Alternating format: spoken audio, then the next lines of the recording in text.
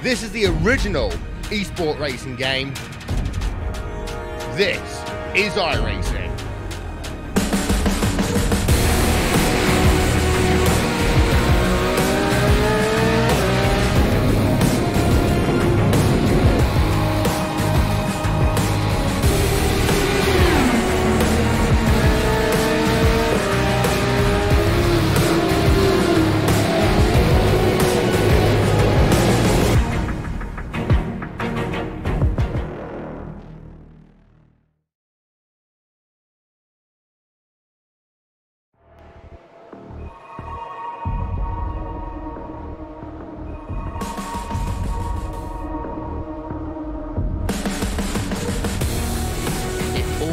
Comes down to the final few days. It all comes down to the drivers being able to tame the bumps, and for the last 8 weeks everyone has been fighting for a spot in the top 20 in this series and the chance to stamp their ticket to the iRacing Porsche World Championship and the chance of winning a share of $100,000. Sebring is a circuit full of history, originally a World War II airbase and now famous worldwide for being the home of the 12 hours of Sebring. Good morning, good afternoon, good evening, ladies and gentlemen. Welcome to the iRacing Esports Network. We are RaceSpotTV, bringing you the final broadcasted round of the Porsche Pro Qualifying Series. Jack Stars alongside Jolly Simon with Hugo Luis on the cameras for you today. And Johnny, Sebring is an absolute beast of a circuit. You have to tame it to be even anywhere near the mid-pack. Yeah, exactly. It's a very tough circuit. A lot of bumps out here. I wish there were more options on the GT3 Cup car to adjust in terms of mastering the setup around this track. So all that means is that the driver just has to control a lot more of it in terms of steering angle, throttle and brake inputs, a whole lot of the other. Nothing you can adjust in terms of weight distribution, which is a critical aspect at this track. So again, like I said, what's the other way to manage weight distribution? Hey, use your right foot, use your left foot, nice steering angles. Tough challenge for these drivers today for the final round.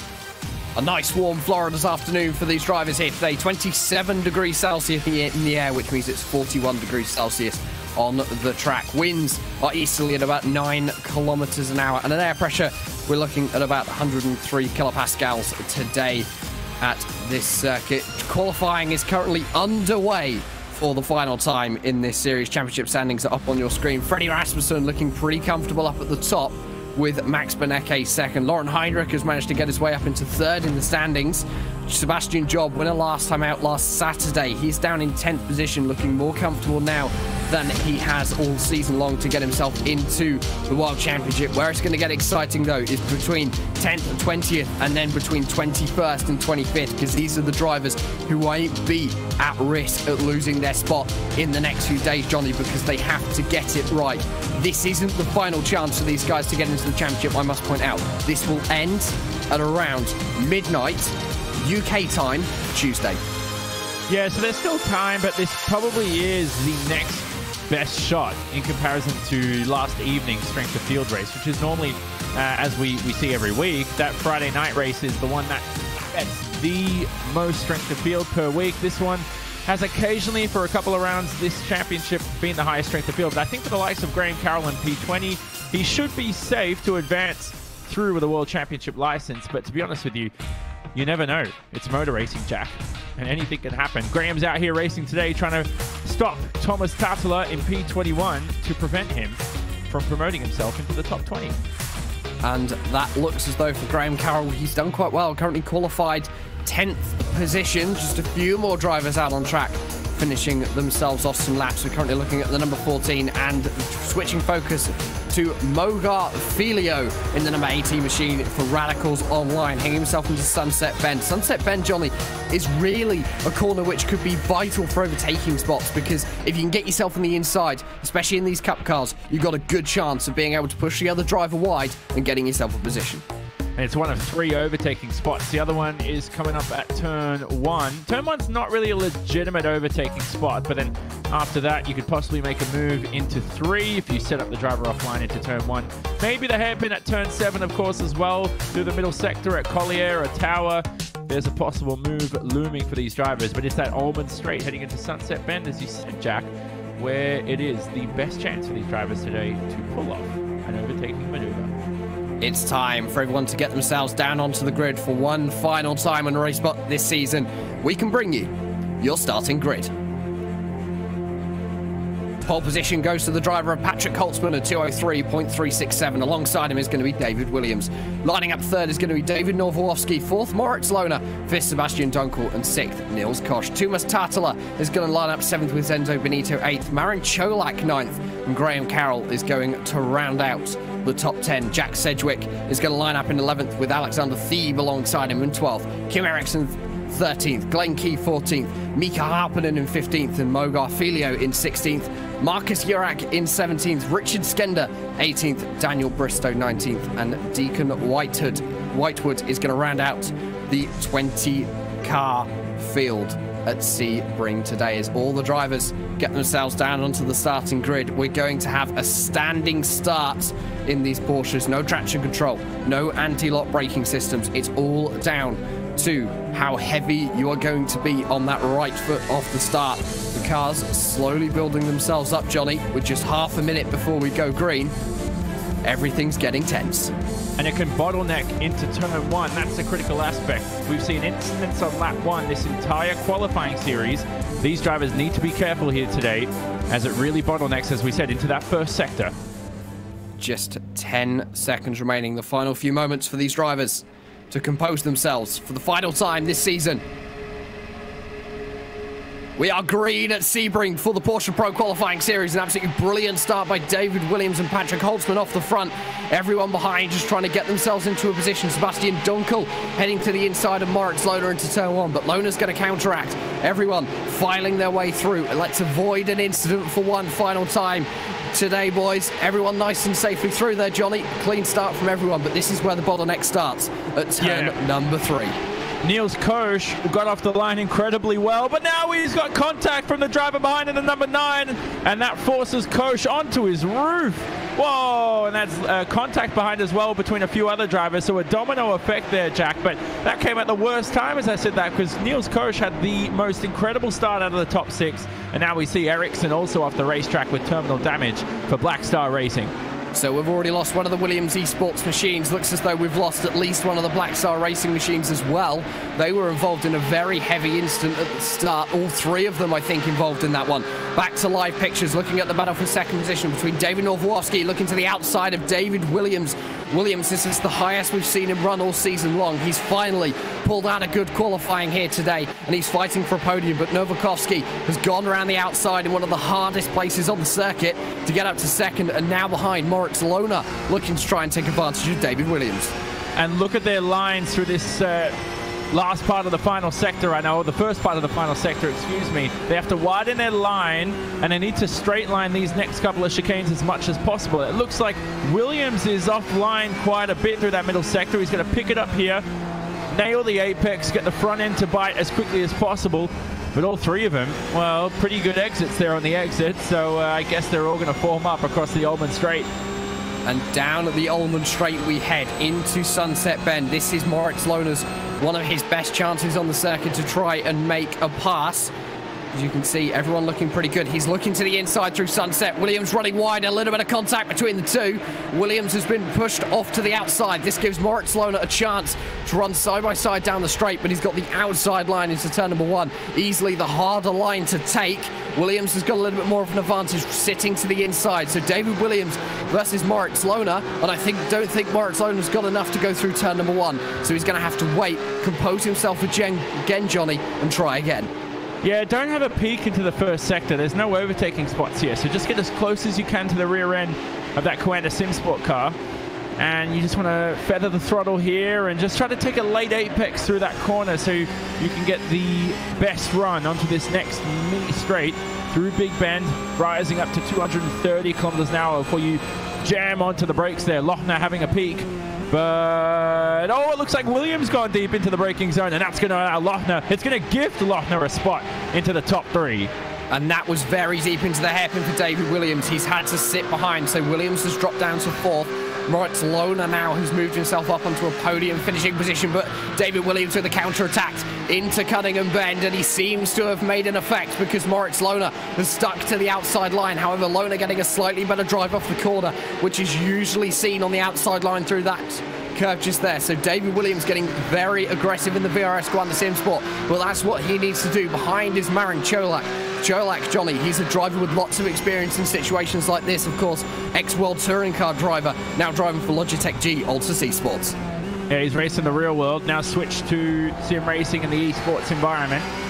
And he's jumped around the teams over the years, but it's good to see him find, hopefully, what should be a home long-term for Cholak. Here he is across the Ullman Straight. See the DRS boards, no DRS in the Porsche Cup car, of course. But look at the lead that Holtzman has right now. It's good to see Patrick Holtzman racing around really well, of course. He's one of the quickest drivers in the world and has been for the past 5 years. And right now he remains untouched. Of course, no Job, no Beneke, no Rasmussen here today. So Holtzman able to capitalize and still 1.7 seconds ahead of Novakovsky in that second position. Then we mentioned at the top of the broadcast the battle for the 20th points position between Graham Carroll and Tumos Tartala. Well, we've got an update on that one for you.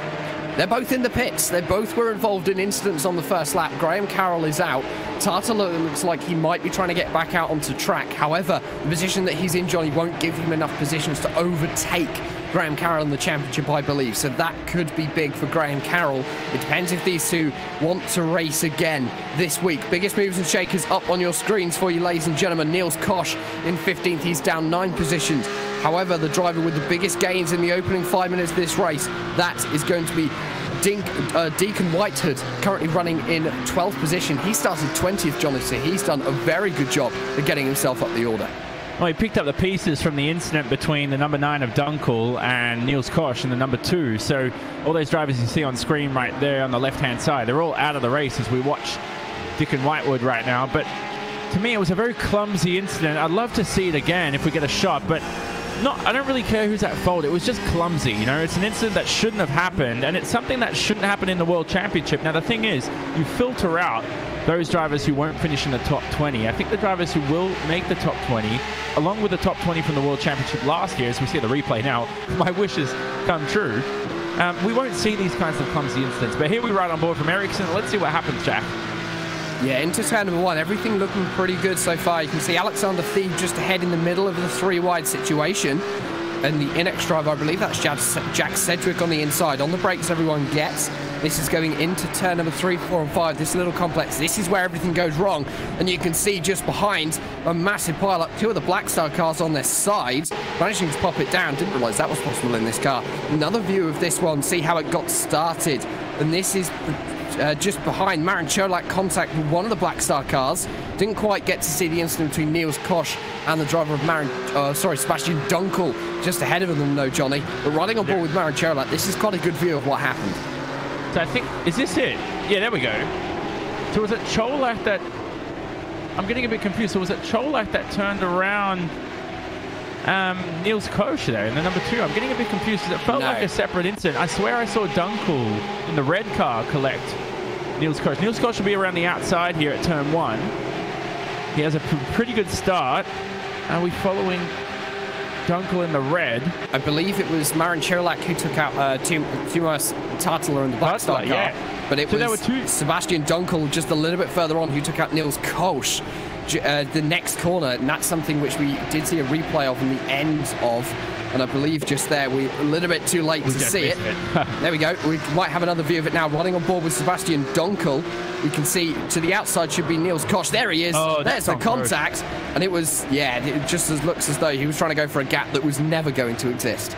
Yeah, I mean, look, I think Koch probably obviously made a mistake. I hate how drivers always blame each other for being deliberate, but I think Koch just probably found that Dunkel, he was unsighted, and Koch turned in on him a little bit too much. So just a misjudgment there from Koch, and he ended up worse off from it. But of course, Dunkel has lost a few positions too. So again, it was just a clumsy incident that shouldn't have happened, you know, Jack. And you know, hopefully for these guys that they can capitalize on this, especially for Dunkel. He's in P24. And it's probably never going to happen. I don't think he's going to be able to climb in the top 20, but it's races like these that he can't afford to happen next year in the Pro Series.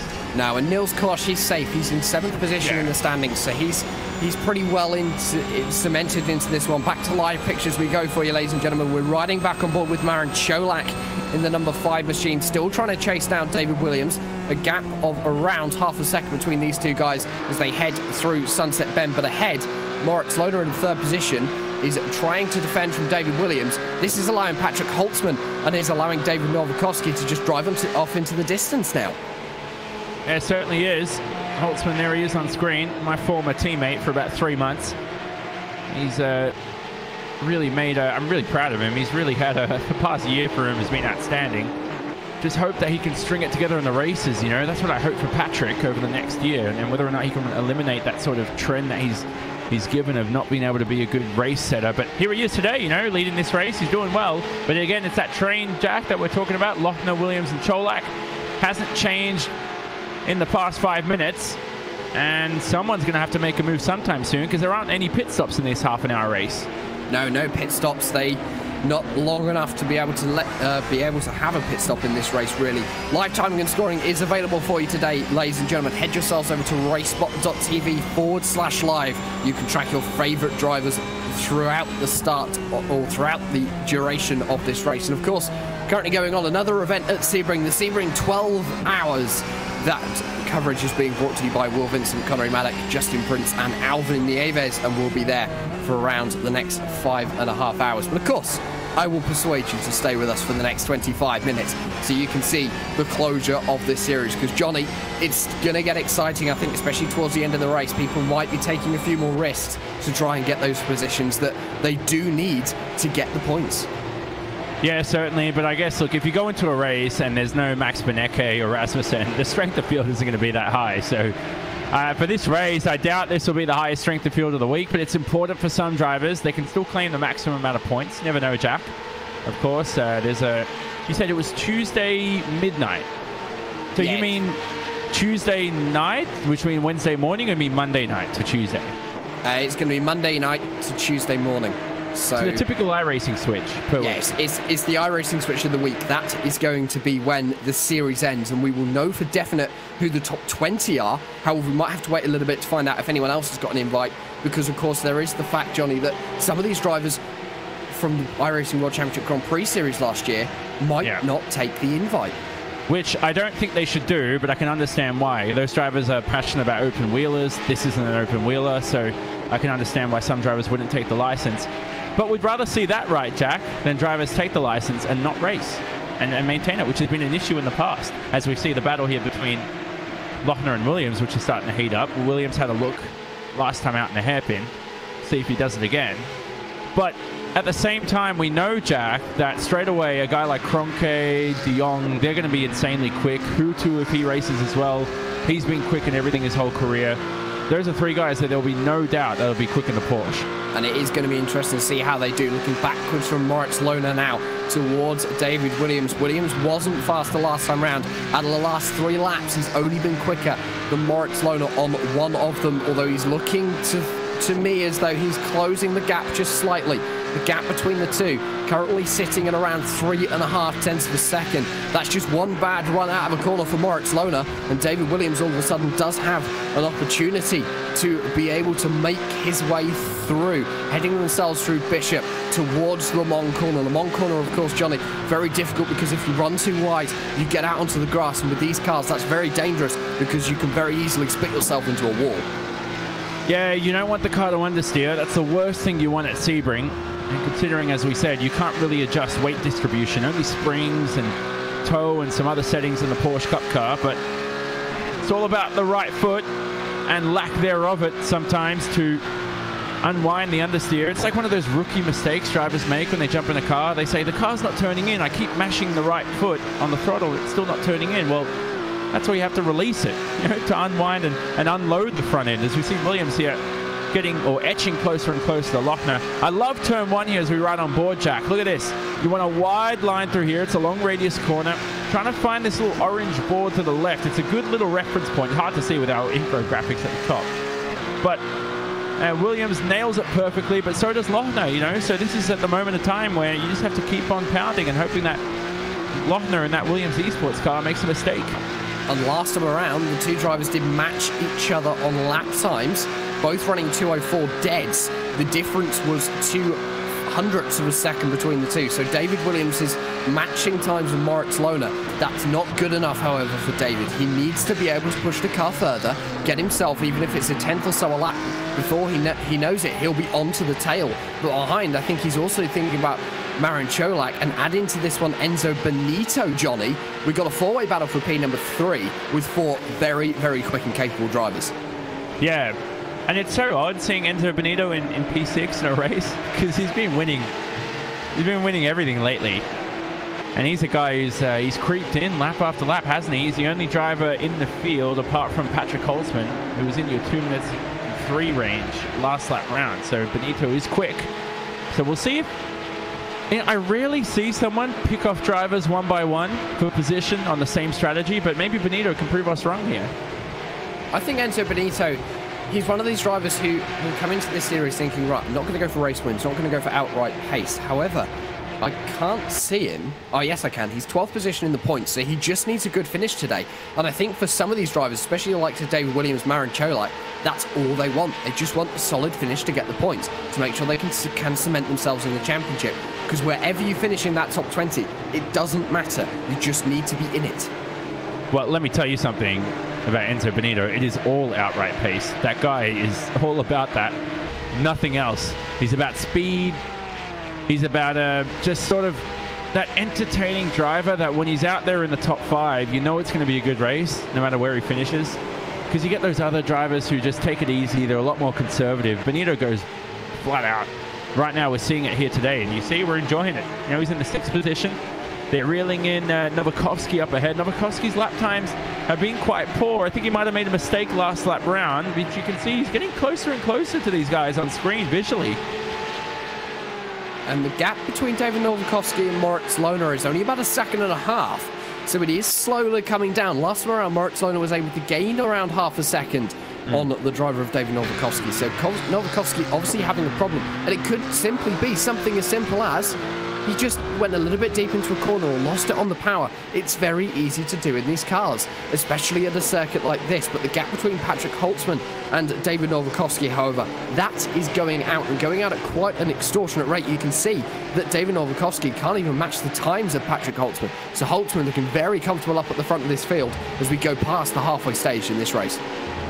If you can match the times of Patrick Holtzman, I mean, that's impressive. I'd be putting that on my resume for work if I applied for jobs. Because he's that quick. You know, Patrick Holtzman 5 years ago was like, in another sim, which I don't want to name, held like, I don't know, so many lap records for hot lapping on that sim. Like, he's so quick. You know, now it's great to see him converting it to race pace. Then again, I want to see Patrick Holtzman be up there for podiums and race wins come the World Championship, you know, when he's in. That's where we want to see him. Now, have a look at this train here on the Ullman Straight.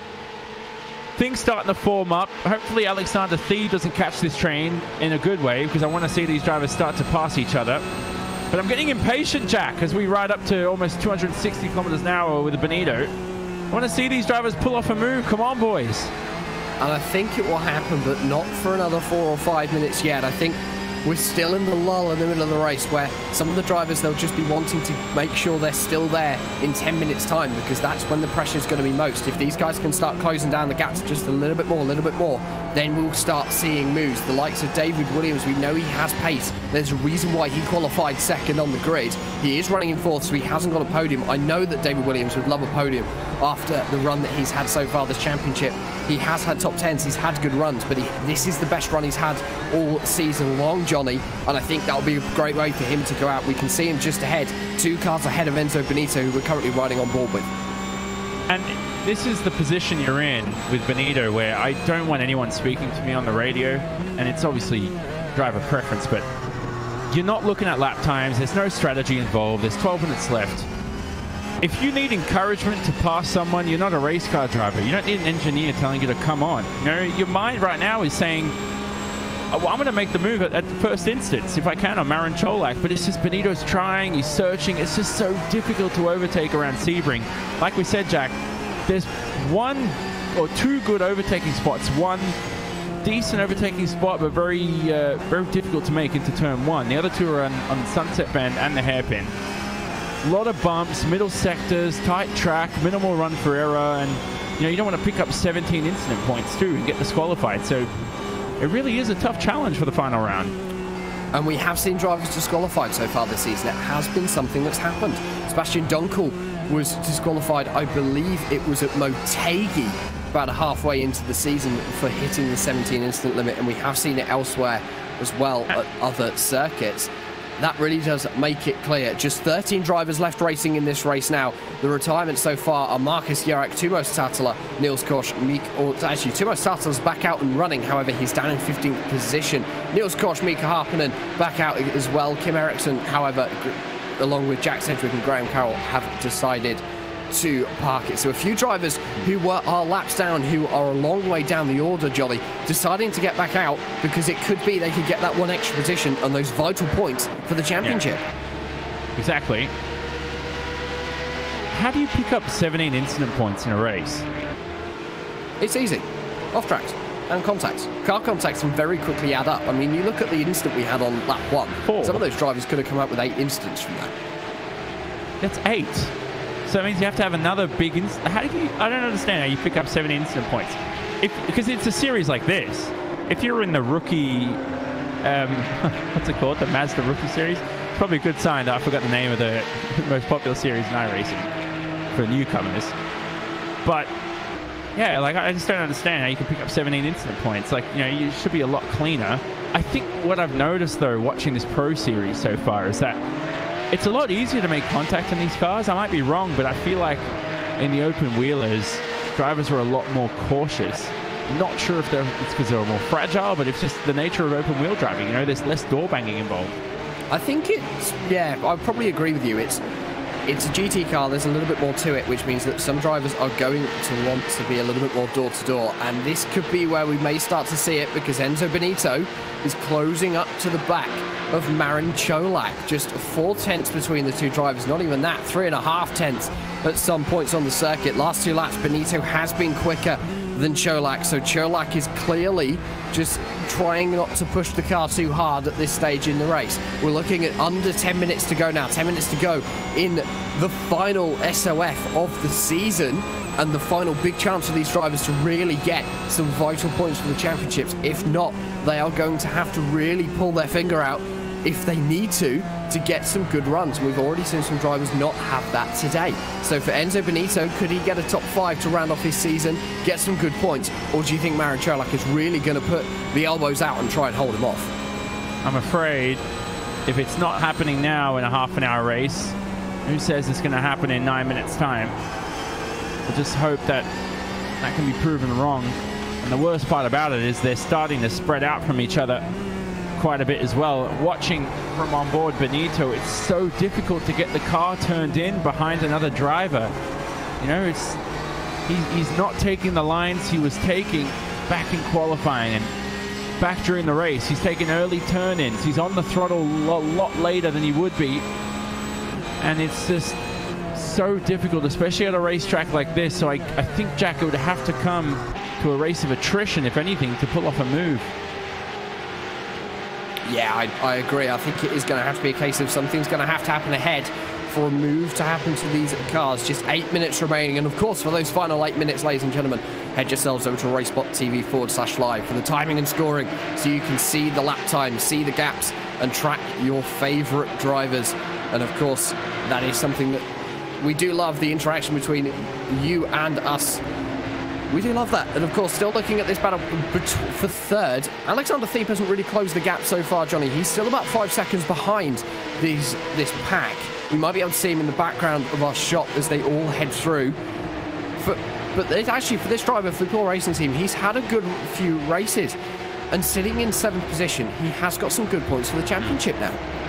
Yeah, good job, Alexander Thiep, who's one of the underrated drivers in iRacing for sure. Where is he in the championship again, Thiep? 23rd. 23rd, yeah. So he's, again, I mean, it'd have to take not a miracle. Miracle's selling it short. I think it's unlikely he's going to make the top 20. But then again, like you said, Jack, who knows if like 5 drivers don't take the license in the World Championship, he could still find himself with a license. It is possible. You just can't predict these things. And of course, with some drivers having issues today, it could push them up the order just that little bit. We will have to wait and see. Back to the battle for third position, though. Marin Cholak looks as though he's been able to pull a little bit more of a gap over Enzo Benito because he's back out to half a second, Johnny. But also, with this all happening, has this allowed David Novakovsky to drop back? So, in fact, Moritz Lohner is now on the tailpipe of David Novakovsky. So, Moritz Lohner could be making moves to second position here in the next few laps. He certainly could be. Williams' pace has dropped off in terms of Lohner. Now, Moritz Lohner, he's improved over the years, and I think he's improved as a racer too. So Novakovsky's got to be careful here and just try to understand that Lohner won't hold it short right now in these final few minutes. See if Lohner can pull off the move. Now, who knows if he can get it done heading into the Ullman Straight. It's that run out of Le Mans that drivers are struggling with. So if you can't get it done there, at least force him offline, Jack, heading into Sunset Bend, and maybe pull off the move into turn 1 or turn 3. I think his best bet is to get the driver of Novakovsky offline through Sunset Bend and then consolidate the position through turn number 1, because as soon as he does that, David Novakovsky has lost any chance he's got of putting on a rebound through the first sector because of how little opportunity there is to overtake. And you can do that because Williams is 1.4 seconds behind. So if you force him offline and Williams is right up your tail, well, then you're going to get at risk of being passed by the Coanda SimSport driver. So you can take the risk, but then again, like I said, the run out of Le Mans is very difficult, and Lohner's got no chance to force David up ahead offline. Look at the bumps through this Sunset Bend. You can see the car oscillating through the corner. Such a fun racetrack, isn't it? Used to be an airfield, by the way, Jack. One of many racetracks of this world that used to be an airfield. I think it's the oldest permanent road racing facility in America, too. That's a fun fact of the day. Yeah, and some of the straights and indeed some of the corners, especially where you see this cementy-looking colour, they are remnants of the airfield. A lot of places that were airfields have been resurfaced since with fresh tarmacs, the like of Silverstone, Snetterton, near to where I live in the UK. They've all had the runways paved over, Johnny, but here, this is what makes Sebring unique, and this is why the bumps are actually so important, because they are the old runway. Can I credit the UK? I think the UK has the best collection of racing circuits in the world. They've had to choose a country. And I'm Australian, by the way, so it's unbiased. I'm biased. I pick the UK. It's that simple. I feel like I've offended a few countries, but hey, the UK's got Snetterton, like you said, Silverstone, Brands Hatch. I'm done. Like Alton Park, Donington. We're done. That's like the top 5. Like, what better starting 5 can you have if you have to start those 5 racetracks in an NBA game? There's no way that you're beating that 5. You know, it's like an all-star 5 in terms of racetracks. Back to the racing action, regardless. Look at the pace of Lohner. It's green the past 3 laps. Probably green again this lap. So I guess Jack, I don't think he's going to be close enough. You see, right now he's already offline heading into this final sector. He's going to lose some time here, but I think it's possible he could pull off a move. It's 4 tenths between these two drivers, as they've got 2 laps remaining in this race now, so not much more of an opportunity for Moritz Lohner to look for a move and get themselves past. There is traffic ahead of them in the form of the number 13 machine, which is Tartala. He is, of course, 6 laps down with heavy damage and running quite a long way off the pace. So these drivers are also going to have some lap traffic to deal with in the closing moments of this race. For Moritz Lohner, he's now got to compose himself. Just 2 more laps remaining. The team will now be telling him that it's the final stages of the race. Across the line he comes. It's going to be a 16-lap or 15-lap race, now heading on to lap number 14. As we ride on board with the number 6 machine through turn number 1. It's closed down now to 2.5 tenths. It's getting closer and closer. The move from Moritz Lohner is surely just a few turns away. Very impressed by this with Lohner. I'm not sure if it's a setup thing or a driving style thing, but maybe he's upped the pressures a little bit more than the others, but these tires are really starting to come to him towards the end of this race, so this car is really starting to come alive right now. He's definitely quicker than Patrick Holtzman, and he's the quickest driver out there on the racetrack. I know he's got some slipstream to aid him, but look how hungry he looks as well heading into the hairpin at turn 7. No move, though, for Lohner. It's going to come soon in these next couple of minutes. It's going to come down into Sunset Bend. I have a feeling that's going to be where Moritz Lohner shows the nose to David Novakoski and makes sure that he can consolidate his position on the second step of the podium. So they head themselves into turn at number 10. Still not close enough for Lona. However, he does look faster. He does look competitive. Just 3:10 split the two, heading themselves into tower for the penultimate time. Tower, of course, a very difficult corner. Bump on the inside. You cannot get on the power before that bump. If not, you'll lose the rear end of the car. Just ahead, you can see Patrick Holtzman. However, Holtzman is looking as though he's very safe up at the front of the field. So for Patrick Holtzman, just one more lap separates him from another win in the series and a good chunk of points going into the final few days. Lochner looks good. What an exit out of Le Mans, and you can see Novakoski pulling wide. Now, Novakoski can get away with that if he has enough off tracks. But I was going to say, I wouldn't be pleased with that if I was Moritz Lochner, especially if that happens in the World Championship. I definitely feel like he's gaining an unfair advantage. But Lochner, look how aggressive he looks through here through Sunset Bend. Novakoski is under immense pressure as they begin the final lap.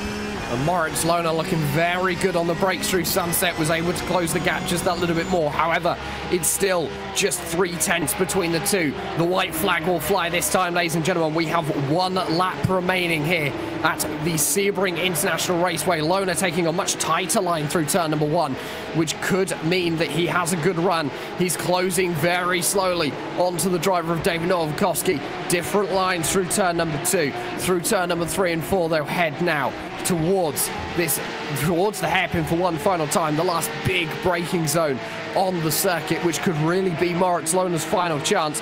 Last time around, he was only 7,000ths of a second quicker than David Novakoski. Looks to the inside. However, he's not close enough. He's not going to be close enough to make a move on David Novakoski.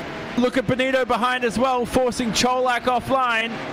He could pull off a move, of course, too. So a couple of nice battles right now, but Benito may have to form up heading into Cunningham later on this lap, Jack, as we edge closer and closer to a move. Benito searching for a move around the outside, but Cholak smartly defensive. And Cholak holding the inside line through Cunningham. Benito getting loose on the power as he exits out of the corner, which is not ideal. Once again, losing the rear end is Enzo Benito, so he may have just lost his final chance of being able to take a position off of Marin Cholak. Really hard on the curbs through tower. He's going to be this time. That's important for the run off the corner, but for Moritz Lona, David Novakoski, not many chances left for these two now. Through to Le Mans for the final time. They will now head. Novakoski, as long as he gets a good run onto the straight, which I believe he's done, he's going to look very comfortable out of the front. But for Patrick Holtzman, it's been lights to flag from first position, from the pole position, and he's going to bring himself down onto victory lane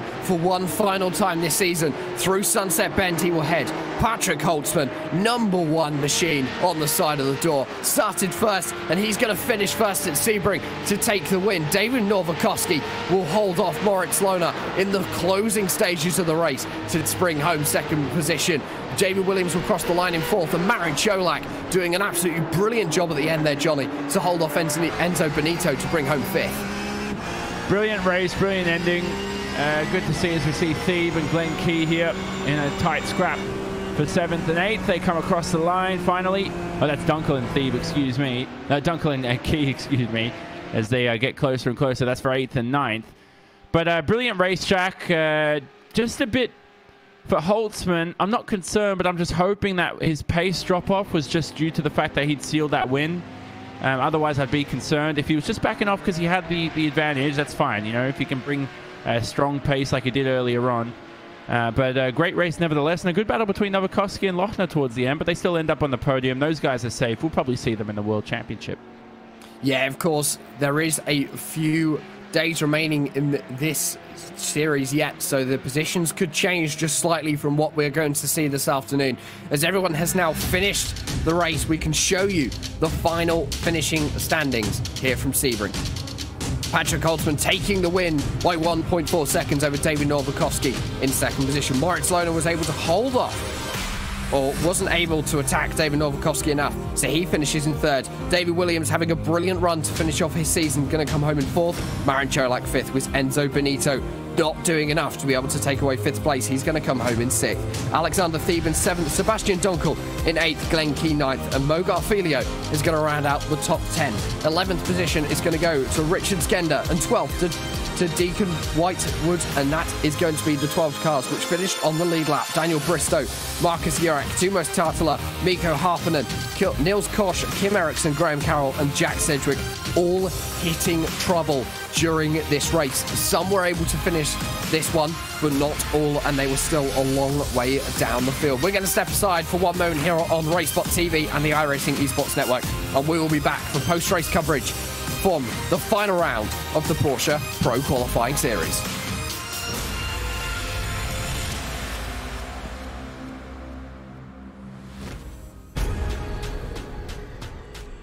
The most realistic online racing sim ever made. This is iRacing. Detailed laser scan tracks, fully dynamic real world cars, and over 50 series to choose from. 6 online world championships offering over $100,000 in annual prizes. This is the original esport racing game. This is iRacing.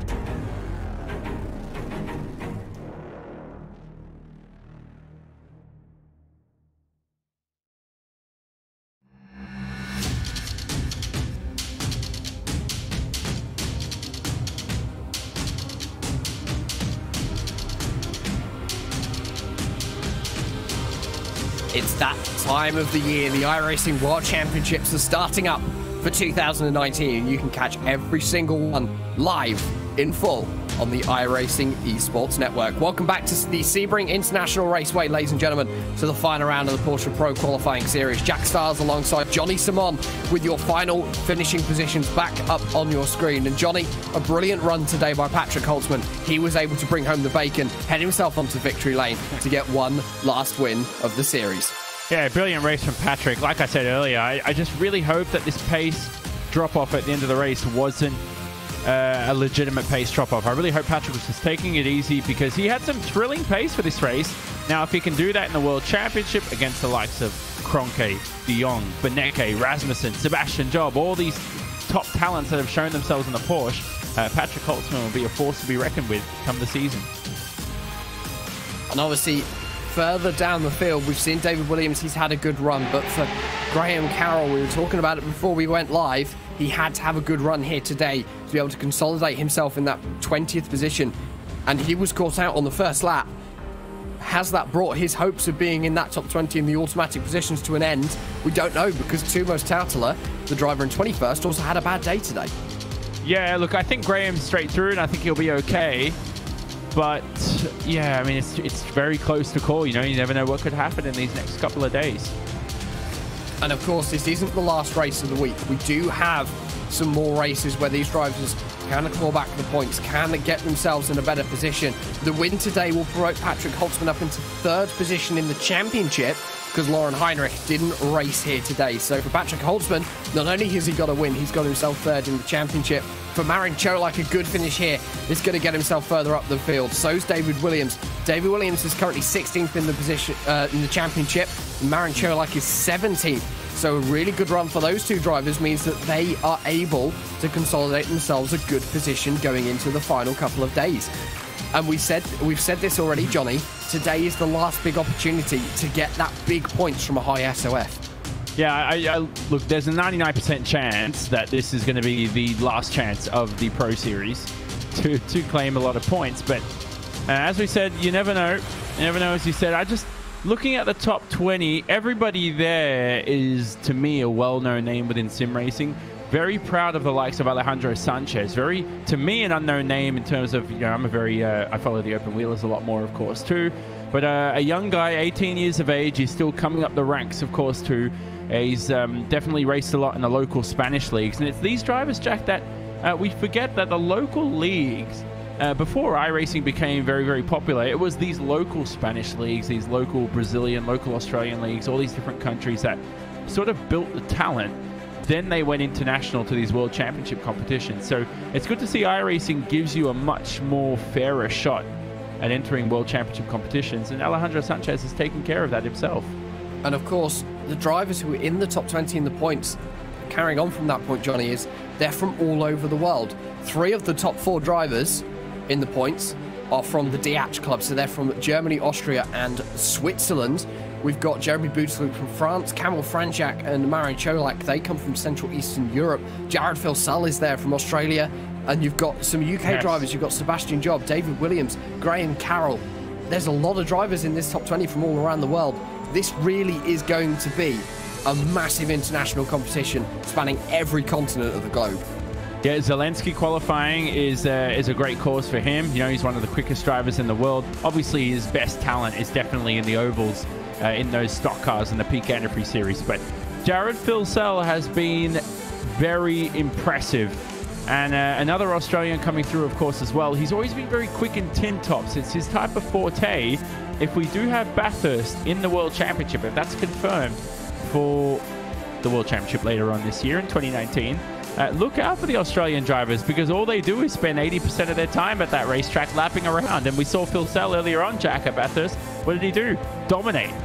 Yeah, it was a dominating run from Jared Filsell at Bathurst, really proving that that is the track where the Aussie community will always come out strongest. We saw it last year with TTL Esports, with Josh Rogers at TTL Esports at Bathurst in the VRS GT World Championship, and again just a few weeks ago with Jared Filsell at Bathurst in this very season. Unfortunately, ladies and gentlemen, that is all we have time for here on RaceSpotTV and on the iRacing Esports Network from the final round of the Porsche Pro Qualifying Series.